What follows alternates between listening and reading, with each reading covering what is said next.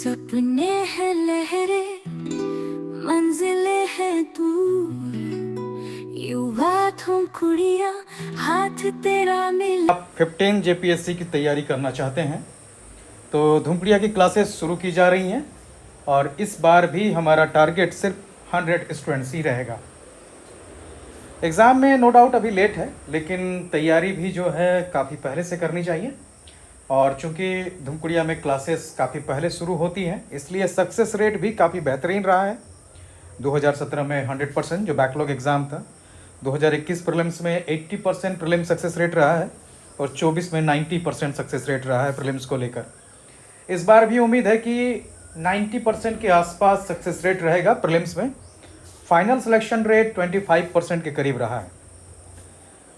ये क्लासेस जो मिलेंगी आपको, इसका ओरिएंटेशन क्लास 28 जून को 8 बजे रात को होगा। साथ ही साथ क्लास जो स्टार्ट होंगे वो 30 जून से स्टार्ट होंगे। नमस्कार, जोहार। धूमकुड़िया में आप सभी का स्वागत है। अभी मेंस जेपीएससी का होने वाला है, रिज़ल्ट को लिए आप लोग इंतज़ार कर रहे होंगे। तो इसी चरण में थोड़ी सी तैयारी स्टार्ट करते हैं। जैसे आपका पीटी को लेकर प्रीवियस ईयर्स जो उसके पीआईक्यू करवाए जा रहे थे, अभी आपका मेंस का भी पीआईक्यू करवाया जा रहा है। और इसी श्रृंखला में हम लोग जो है मेंस का एमसीक्यू करते हैं। ये हम लोग करेंगे जो जेपीएससी का धूमकुड़िया का जो आपका पीआईक्यू आंसर है, आंसर के साथ में जो है पीआईक्यू, उस पीडीएफ नोटबुक से करेंगे। और ये पेपर 6 से स्टार्ट करते हैं हम लोग। आपको 2016, 17, 2021 और 24 ये जो 4 साल के आपके एग्ज़ाम हुए हैं, इनका क्वेश्चन और आंसर दोनों आपको धूमकुड़िया के इस नोटबुक में मिल जाएगा। ये आपको या तो धूमकुड़िया की वेबसाइट से सॉफ्ट कॉपी ले सकते हैं, या फिर आपको ये hard copy Amit book depot upper Bazaar Ranchi में अवेलेबल हो जाएगा। तो हार्ड और सॉफ्ट कॉपी दोनों आपके लिए अवेलेबल है।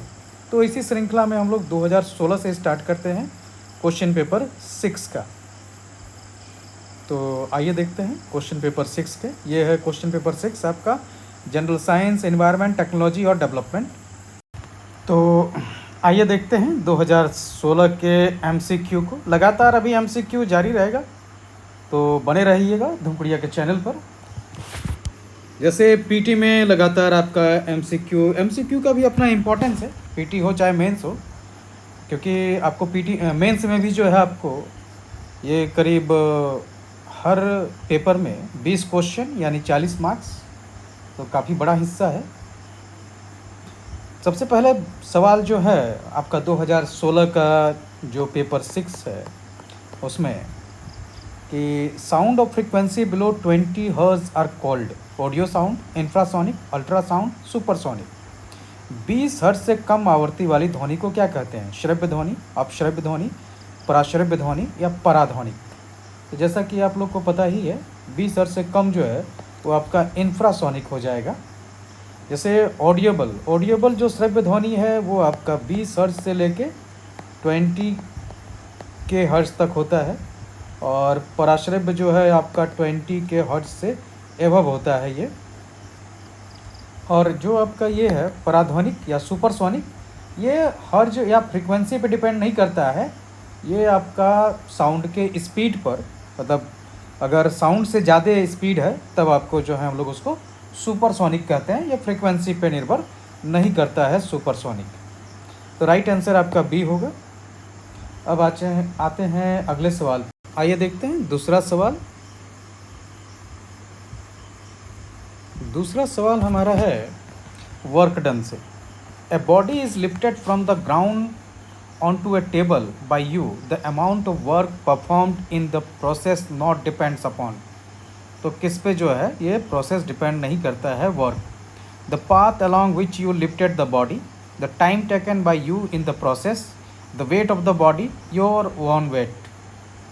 हिंदी में देखिए, आप किसी वस्तु को ज़मीन से एक टेबल पर उठा कर रखते हैं, इस क्रिया में संपादित कार्य निर्भर नहीं करता है वस्तु को कौन से पद से आपने उठाया, इस क्रिया में आपने कितना समय लगाया, वस्तु के वजन पर, आपके वजन पर।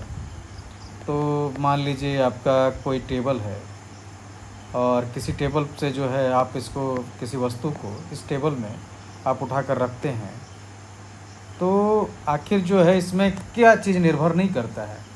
तो जैसे work done equal to mgh होता है, आपको पता ही है। मास, तो वस्तु का जो मास है, वस्तु का वजन, वो तो निर्भर करेगा। ग्रेविटेशनल जो आपका है जो एक्सेलरेशन है ग्रेविटी के कारण, g वो निर्भर करता है।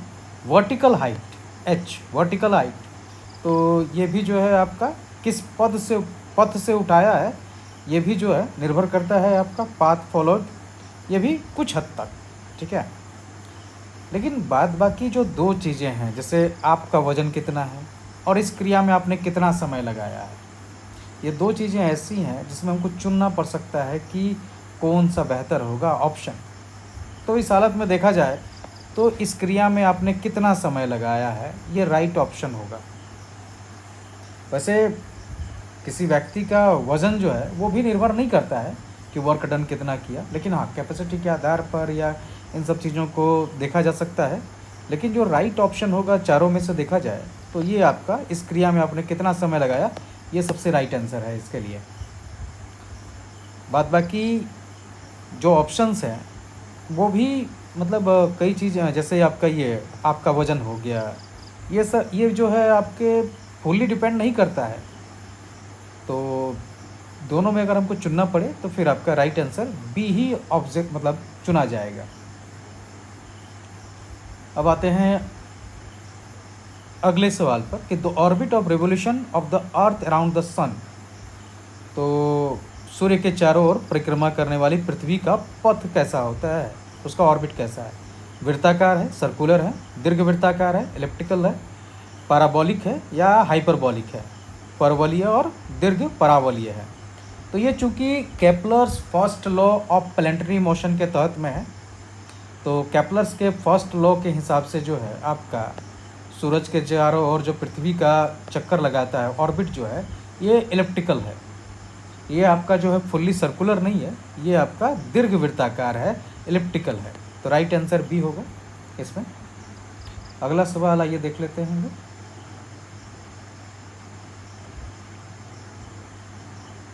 अगला सवाल आपका जो है कंजर्वेटिव फोर्स से है। When A conservative force does positive work on a body it's potential energy. मान लीजिए कोई वस्तु है, किसी वस्तु को आप छत के ऊपर से फेंक रहा है, पॉजिटिव वर्क डन हो रहा है, तो सबसे ज़्यादा पोटेंशियल एनर्जी जब आप उसको एकदम वहाँ से फेंकना जस्ट स्टार्ट किए हैं तब होगा, और उसके बाद धीरे धीरे पोटेंशियल एनर्जी डिक्रीज करते जाएगा क्योंकि काइनेटिक एनर्जी बढ़ते जाएगा।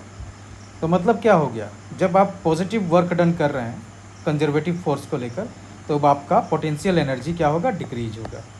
जब एक संरक्षित बल किसी पिंड पर सकारात्मक कार्य करता हो तो इसकी स्थितिज ऊर्जा पोटेंशियल एनर्जी बढ़ती है, घटती है, अपरिवर्तित रहती है, बदलती रहती है। जैसा कि हम लोग देख चुके एग्जाम्पल में, घटेगी तो घटती है। अब आते हैं हम लोग फादर ऑफ जेनेटिक्स। तो फादर ऑफ जेनेटिक्स आप लोग जानते ही हैं। फादर ऑफ जेनेटिक्स जो है वो ग्रेगर जोहान मेंडल को कहा जाता है। तो ये आपका मेंडल है। मॉर्गन जैसे उनका क्रोमोसोमल थ्योरी से रिलेटेड है, वो मूलर म्यूटेशन थ्योरी से हैं, ह्यूगो डिवेरिस भी जो है म्यूटेशन थ्योरी से हैं। तो राइट आंसर आपका मेंडल होगा। अनुवांशिक विषय के पिता जो हैं मेंडल हैं। अब आते हैं stage of proper sequence of prophase first का जो है सीक्वेंस क्या होगा। तो इसको जैसे हम लोग देखते हैं LZPDD, ठीक है, ये आपका है लैप्टोटीन सबसे पहले होगा, उसके बाद जाइगोटीन, उसके बाद पेसाइटिन, डाइप्लोटीन और डाइकानेसिस। तो ये आपका जो है सीरीज है, बी ऑप्शन आपका राइट आंसर होगा। ये आपका प्रोफेज फर्स्ट के लिए मियोसिस। अब आते हैं हम लोग अगला सवाल कि हीमोफीलिया कैसा डिजीज़ है। एक an infectious disease, sex link in disease, caused by malnutrition, none of the above. एक छूत की बीमारी है, मतलब छूने से फैलता है तो बिल्कुल नहीं। कुपोषण के कारण होता है, नहीं होता है। ये लिंग संबंधित बीमारी है, सेक्स लिंक डिजीज़ है। तो ये आपका राइट आंसर होगा बी। अब आते हैं हम लोग अगला, the organelles called as power house of the cell. इनमें से किस ऑर्गेनल को कोशिका का पावर हाउस कहा जाता है। ये आपका सिंपल सवाल है। तो जैसे कि हम लोग जानते हैं, पावर हाउस कहा जाता है माइटोकॉन्ड्रिया को। माइटोकॉन्ड्रिया में आपका जो है ये मेन साइट है सेलुलर रिस्पिरेशन का, और ये एटीपी प्रोड्यूस करता है, जिसको एनर्जी करेंसी भी कहा जाता है। अगला सवाल हमारा है कि मेजर न्यूट्रिएंट्स फॉर प्लांट्स क्या है। तो ये आपका एनपीके है, पौधों के लिए पोषक तत्व जो मेन है नाइट्रोजन, फॉस्फोरस और पोटास है। ये आपको है एनपीके। जैसे आपका मेजर तो आपके ये न्यूट्रिएंट्स हो गए, नाइट्रोजन और फॉस्फोरस और पोटास। इसके अलावा जैसे सेकेंडरी न्यूट्रिएंट्स होते हैं, जैसे कैल्शियम, मैग्नीशियम, और इसके अलावा सल्फर।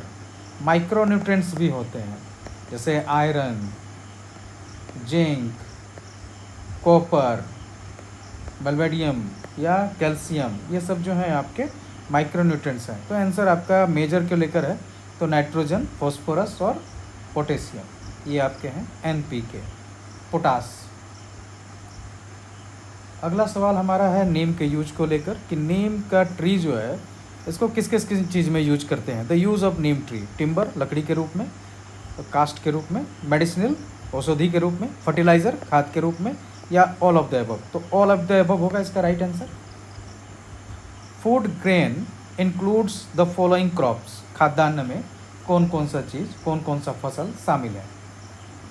तो जैसे इसमें राइट आंसर आपका सीरियल्स और पल्सेस होगा, धान और दलहन, ये राइट आंसर होगा, जो कि आपका डाला जाता है फूड और ग्रेन्स के तहत में। उसके बाद आते हैं हम लोग as per planning commission report 1989, इसको याद रखिएगा 1989 प्लानिंग कमीशन रिपोर्ट। उसी में एग्रोक्लाइमेटिक जोन्स डिवाइड किया गया है इंडिया का। तो agroclimatic zones of India Jharkhand comes under. तो प्लानिंग कमीशन का रिपोर्ट जो 1989 में आया था, उसमें एग्रोक्लाइमेटिक जोन्स जो बांटे गए थे 15 पूरा भारत को, उसमें झारखंड किस में आता है। तो झारखंड आपका जो है वो 7वें नंबर पे आता है, जिसको कहते हैं eastern plateau and hill region. इसमें उड़ीसा, छत्तीसगढ़, मध्य प्रदेश, महाराष्ट्र, वेस्ट बंगाल के भाग भाग आते हैं। तो राइट आंसर आपका सी होगा। उसके बाद आ जाते हैं अगले सवाल पे, विच 4 component constitute an ecosystem. Ecosystem को जो है कौन से 4 कंपोनेंट बनाते हैं, किन 4 घटकों द्वारा पारिस्थितिकी का निर्माण होता है। तो इसमें जैसे राइट आंसर आपका जो है ये है abiotic materials, producer, consumer, decomposer. अजैविक पदार्थ, उत्पादक, उपभोक्ता और वियोजक या अपघटक जिसको कहते हैं। अब आते हैं आपका 14वां नंबर सवाल पे। तो ये पूछता है कि the advantage of implementing rain water harvesting. Rain water harvesting के फ़ायदे क्या हैं। तो it recharge ground water levels, बिल्कुल ये रिचार्ज करता है ग्राउंड वाटर को। इट रिड्यूस रन ऑफ, ये पानी को बह जाने से भी रोकता है, बिल्कुल सही है। इट अवॉइड्स फ्लडिंग, फ्लडिंग को भी रोकता है, ये भी सही है। मतलब ऑल ऑफ द अबव होगा इसका आंसर, उपरोक्त सभी। अब आते हैं सरदार सरोवर प्रोजेक्ट जो है वो किस नदी पर बना हुआ है। तो सभी को पता है ये आपका नर्मदा रिवर पर बना हुआ है सरदार सरोवर प्रोजेक्ट। 16 नंबर है रेड डाटा बुक। ये क्या प्रोवाइड करता है, कौन सी सूचना होती है इसमें। तो इसमें जो है इंडेंजर्ड प्लांट और एनिमल्स के जिक्र होते हैं। तो राइट आंसर आपका जो है इसमें डी होगा। ये IUCN द्वारा जो है जारी किया जाता है। लुप्त प्राय पौधे और पशुओं को रेड डाटा बुक में उसकी सूचना रहती है। अगला है HIV एड्स एक्ट जो है वो कब इम्प्लीमेंट हुआ। तो 2017 में ये इम्प्लीमेंट हुआ था। GIS deals with which kind of data. जो GIS है वो किस तरह के डाटा को डील करता है। Geographical information system GIS। तो जैसे आप कहीं जा रहे हैं तो आप लोकल डाटा देखते हैं, स्थानिक डाटा जो है ये देखता है, स्पाइटल डाटा जो है आपका ये देखता है। कॉन्वेंशनल सोर्स ऑफ एनर्जी इसमें से कौन सा है। तो कॉन्वेंशनल मतलब जो पहले से हम लोग यूज करते आ रहे हैं। तो पारंपरिक रूप से अगर देखा जाए इसमें तो जैसे सौर ऊर्जा भी नया है, पवन ऊर्जा भी पहले यूज होता है लेकिन कम, काफ़ी ज़्यादा कम है। नाप की ऊर्जा भी नया है। तो कोयला, थर्मल पावर जो है कोल, ये आपका कॉन्वेंशनल सोर्स है। Leprosy is cause due to. कुष्ठ रोग जो है किसके कारण होता है। तो जैसा कि आपको पता ही है, ये आपको माइकोबैक्टीरियम लेप्रे के द्वारा होता है। तो लेप्रोसी का होगा माइकोबैक्टीरियम। तो ये आपके सवाल हैं। अगर आप इस पीडीएफ को लेना चाहते हैं जो कि आपका एमसीक्यू और आंसर के साथ बना हुआ है, तो आप इसको सॉफ्ट कॉपी धुमकुड़िया के वेबसाइट पर और hard copy Amit book depot Ranchi से ले सकते हैं, जिसका एड्रेस आपको धुमकुड़िया की वेबसाइट पर भी मिल जाएगा। धन्यवाद। हुआ ठुमकुड़िया हाथ तेरा मिले जरूर। यूपीएससी जेपीएससी बीपीएससी का कठिन है सफर।